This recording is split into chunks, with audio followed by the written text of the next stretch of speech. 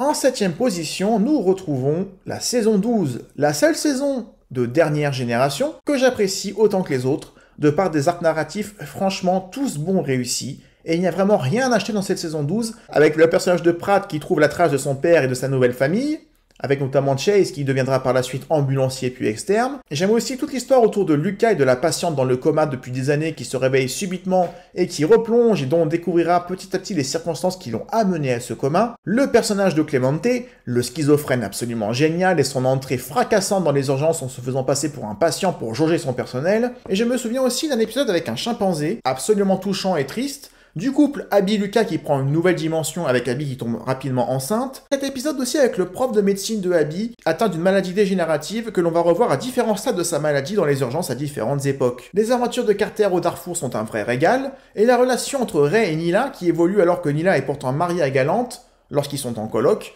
J'adore tout simplement ce couple, et c'est l'une des plus belles conclusions de la saison 15 de les mettre ensemble. Et puis que dire de la mort absolument brutale de Galante. My wife Nila is a doctor.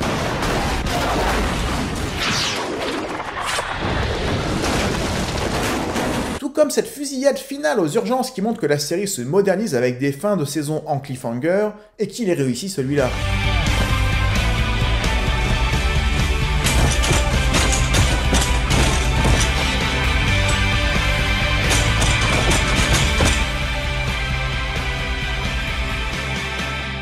Bref, la saison 12, il n'y a absolument rien à acheter et c'est du lourd. En 6ème position, et franchement entre la saison 12 et celle-ci c'est le même niveau, je les classe, mais pour moi les deux se valent, c'est la saison 11. La saison 11 que je place à la 7ème place, qui nous propose une dernière fois de suivre le personnage de Carter en personnage principal, car la saison est en grande partie centrée sur lui et le deuil de la perte de son bébé et de son éloignement avec Kem. La saison lui est dédiée avec le personnage de Ruby Rubadou qui revient se faire soigner presque 10 ans après son dernier passage et qui confronte Carter à ses premiers échecs dans la saison 2. Un super épisode qui montre que la fin de la série se rapproche. Carter, décidément, qui retrouve aussi Henry, son étudiant de la saison 4, devenu vendeur de médicaments, dans un épisode particulièrement tragique, durant lequel Henry a vendu un médicament qui tue le seul rein viable d'une jeune fille qui avait déjà bénéficié d'une transplantation d'un autre rein par son père, qui était du coup obligé de travailler jour et nuit pour ce traitement, et qui finira par se suicider pour lui faire profiter de son dernier rein qui lui reste. Un épisode vraiment choc, tout comme cet épisode 4 de la saison avec cette mère bipolaire qui a défenestré ses propres enfants pensant qu'ils étaient en danger de mort alors que tout allait bien. On a aussi un épisode original avec cet ancien criminel prisonnier venant mourir aux urgences en temps réel, durant lequel on verra des moments de sa vie dans sa tête lorsqu'il est inconscient,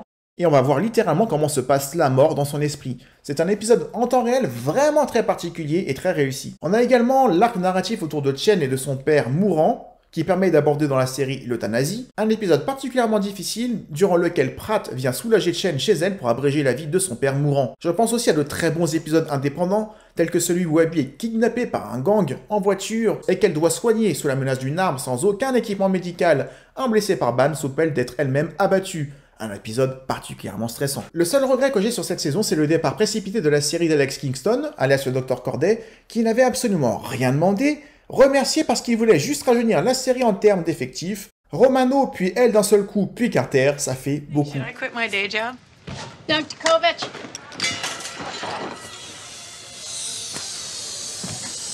Nous entrons dans le top 5, et voici notre 5e lauréat, la saison 4. La saison 4, car j'aime beaucoup le personnage d'Anna, joué par Marina Bello, et qui était arrivée en fin de saison 3. Sa relation avec Carter et l'aide qu'elle lui apportera pour soigner son cousin Chase de la drogue est un passage que j'apprécie, même si, comme souvent, dans l'urgence, ça se finit mal. On fait vraiment connaissance avec la famille Carter, avec sa famille riche, sa fondation, surtout lorsque Carol cherchera des donations pour sa consultation gratuite, et avec l'arrivée d'Elizabeth Corday, personnage que j'aime beaucoup, on a vraiment une bonne team de filles composée d'Anna, d'Elizabeth et de Carol. On a aussi cet épisode en direct, le premier de la saison qui est absolument énorme, car tourné en direct, diffusé en direct, et tourné donc par 2 fois pour être diffusé sur la côte Est et sur la côte Ouest des États-Unis. J'aime également énormément l'épisode avec le décès du père de Doug, et la virée entre Mark et Doug pour aller reconnaître le corps et récupérer la succession. La saison 4, c'est aussi l'arrivée de Romano, un personnage que j'apprécie beaucoup, et l'histoire de Jenny et de son licenciement puis de sa réintégration est très touchante.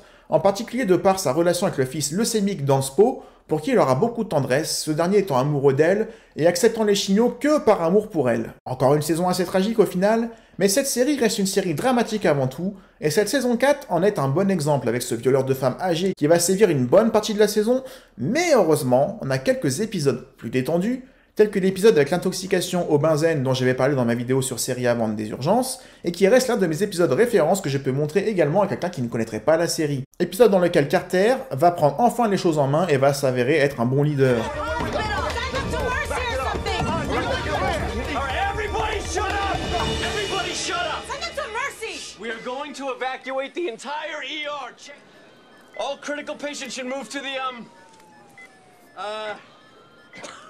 Go to the cafeteria. The cafeteria is big enough with stocking full of portable monitors and all. Et puis, la fête des urgences, qui nous offre ces moments de pure amitié entre le personnel, avec cette fête ratée au départ, mais qui se transforme en un très bon moment. When the moon hit your eye like a big pizza pie, that's a morning.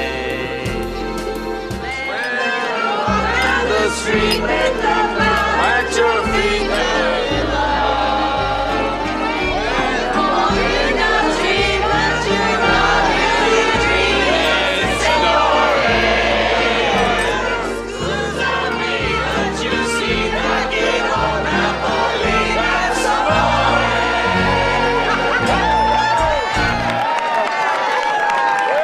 En quatrième position, nous retrouvons la saison 5. C'est la saison idéale pour commencer Urgence selon moi, de par l'arrivée du personnage de Lucy, avec qui tu démarres le premier épisode et qui va faire son premier jour en tant qu'externe dans un hôpital qu'elle ne connaît pas mais que nous connaissons nous tous par cœur. Mais pour ceux qui ne connaîtraient pas la série, Lucy va nous présenter un peu tout le monde de son point de vue, ce que je trouve absolument brillant. J'adore le personnage de Lucy d'une manière générale, que Carter va prendre au départ pour une génie alors qu'elle ne sait même pas poser une perf, puisque quelqu'un passait derrière elle pour finir tout le travail sans qu'il le sache. Tout le passage avec Amanda Lee aussi, c'est culte, quand elle enferme Mark et une patiente claustrophobe dans la salle d'IRM parce qu'il la suspecte de ne pas être un vrai médecin, et qu'on découvre qu'elle avait volé ses gants, son stéthoscope, et qu'elle a passé Noël seule avec des objets de Mark sur son sapin et une photo de lui.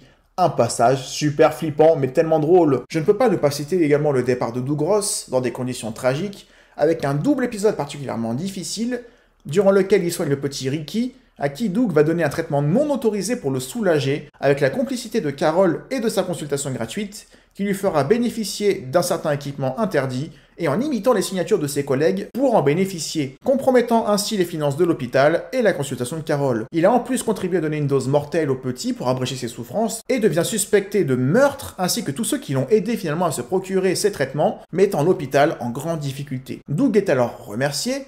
Il quitte Chicago sans Carol et part à l'autre bout du pays. Une épreuve difficile de voir cet épisode, et Doug nous manquera vraiment beaucoup dans la série à partir de là. La saison 5, c'est aussi le début de la relation entre Mark Green et Elizabeth, dans un épisode réussi à base de coupures de courant dans toute la ville qui les oblige à travailler dans le noir. Le passage où Doug et Carol sont coincés dans l'ascenseur, absolument sans courant, avec une petite fille en déficit respiratoire et avec une demi-bouteille d'oxygène, c'est ce genre d'épisode que j'adore voir dans Urgence. Nous entrons dans notre top 3, et j'ai choisi d'attribuer la troisième place à la saison 7. Alors la saison 7 s'articule autour de 3 grands axes. La réhabilitation de Carter après sa cure de désintox, appuyée par Abby, une Abby New Look qui a limite changé de personnalité entre la saison 6 et la saison 7, dans laquelle son rôle n'était pas vraiment défini. Le début de la maladie de Mark et de sa tumeur au cerveau, avec son opération à New York alors qu'il pensait qu'il était condamné, son mariage sous une tempête qui s'abat sur Chicago est vraiment touchant également, tout comme la naissance d'Ella, et que dire du final dans l'ascenseur où Mark laisse volontairement mourir un psychopathe qui, potentiellement,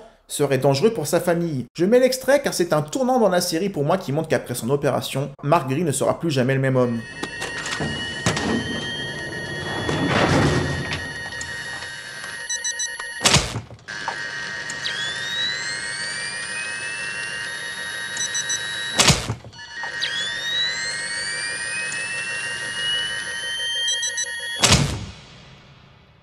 Le troisième arc important est celui consacré à la mère d'Abby, jouée par l'impeccable Sally Field, actrice que j'aime beaucoup, et qui sera un personnage qui reviendra de temps en temps entre la saison 7 et la saison 13.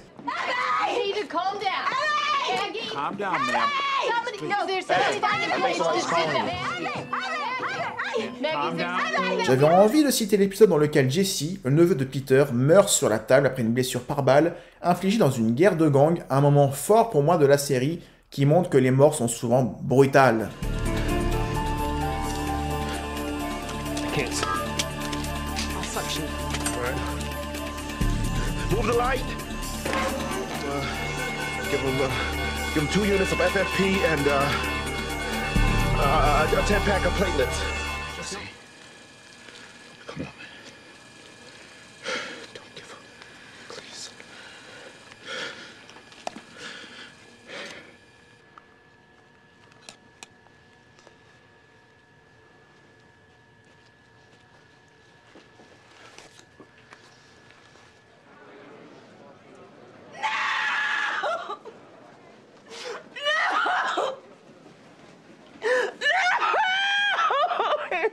En deuxième position, j'ai choisi de placer la saison 6.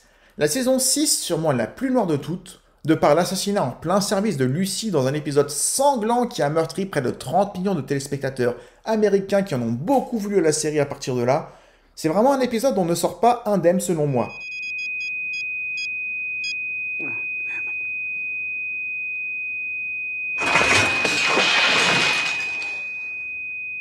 Son of a bitch.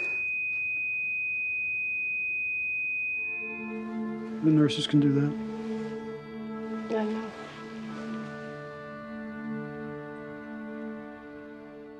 La saison 6, c'est aussi l'arrivée de Lucas et d'Abby, deux monstres dans la série qui iront quasiment jusqu'au bout. Et puis il y a tout l'arc narratif entre Carol, enceinte de jumeaux, qui se rapproche petit à petit de Lucas, avant de finalement rejoindre Doug à Seattle dans des retrouvailles attendues par tout le monde. Le final de la saison avec ce conseil d'amis de Carter qui lui pose un ultimatum, la désintox ou le licenciement, avec l'intervention de Benton qui accompagne Carter jusqu'à Atlanta pour être certain qu'il soit pris en charge, m'a vraiment fait pleurer.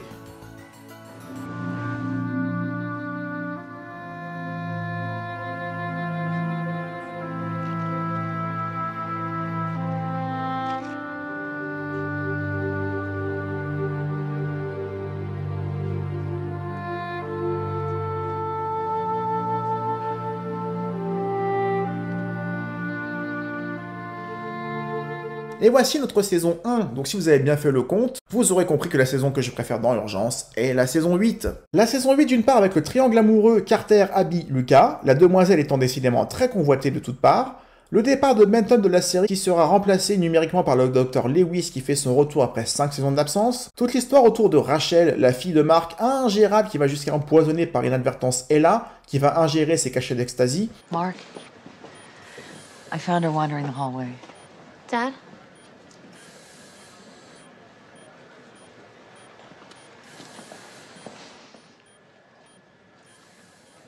I'm sorry.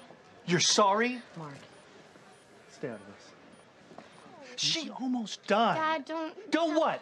What? Don't call you a liar? Because that's what you are, Rachel. You promised me you weren't doing drugs. Daddy, I'm sorry.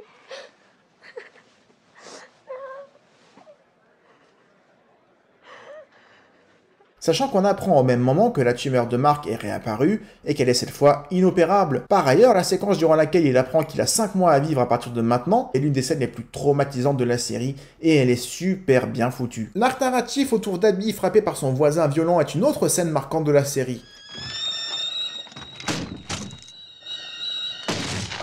Brian!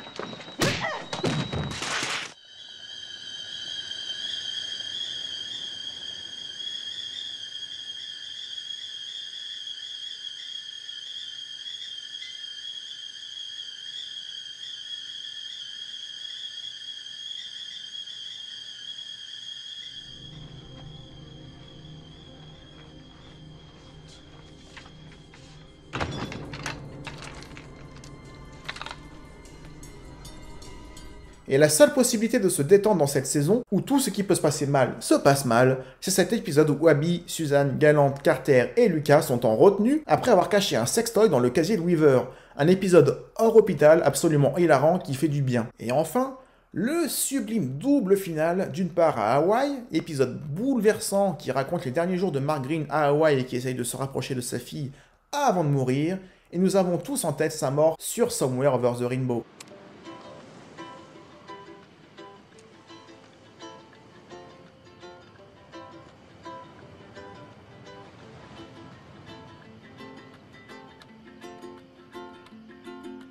Autre passage marquant de cette fin de saison, la découverte de la mort de Mark par toute l'équipe lors de la fameuse lecture de la lettre par Carter devant le service. Un autre passage qui me ronge le bide à chaque fois que je le regarde. Mark died this morning at 6:04 a.m. The sun was rising. His favorite time of day. I sent this on so that you might know he was thinking of you all. And that he appreciated knowing you would remember him well.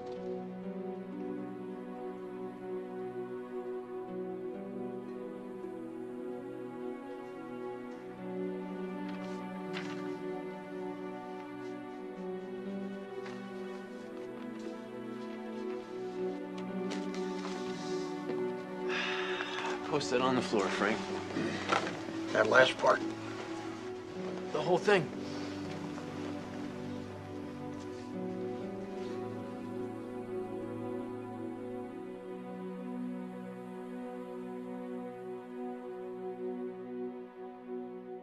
Et enfin, le vrai final de la saison avec cette contamination par la variole de tout le service des urgences qui impose une quarantaine difficilement maîtrisable.